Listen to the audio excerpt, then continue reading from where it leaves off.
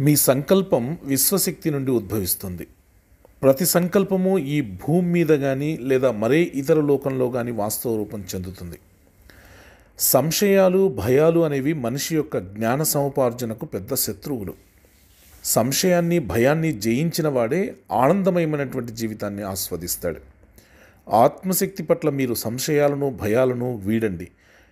తెగింపు స్థితితో నిర్భయంగా అత్యున్నత లక్ష్యాలు సాధిస్తున్నట్లు ఎమోషన్స్, ఫీలింగ్స్తో సహా కలలు కనండి.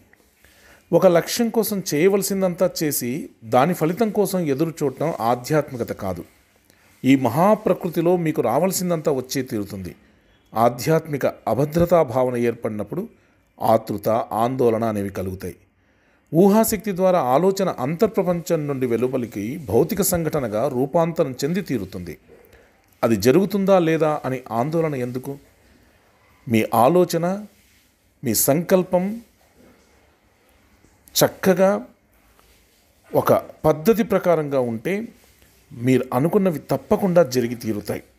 కాబట్టి ఆందోళనను, అభద్రతాభావాన్ని విడనాడండి. ఈ విశ్వమంతా మూల చైతన్యమయమే. ఆ మూల చైతన్యం మీలోనూ ఇమిడి ఉంది. దాని నుండి మీరు ప్రత్యేకంగా దూరంగా లేరు. విశ్వమనోశక్తి నుండి మీరు విడదీయరాని బంధాన్ని కలిగి ఉన్నారు. కాబట్టి మీరు అనుకున్నవన్నీ పొందడానికి మీ ఆలోచనలో మార్పు తెచ్చుకోండి. ఒక చిన్న విత్తనం ద్వారా ఆ విత్తనంలో దాగి ఉన్నటువంటి చైతన్య శక్తి నుండి మొక్క ఎదిగినట్లే మీ ఆలోచన అనే విత్తనంలో దాగి ఉన్న చైతన్య శక్తి నుండి మనిషి యొక్క కర్మలు ఎదుగుతున్నాయి.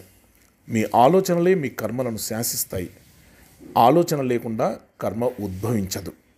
కాబట్టి మీ సంకల్పం విశ్వశక్తి నుండి ఉద్భవిస్తుంది.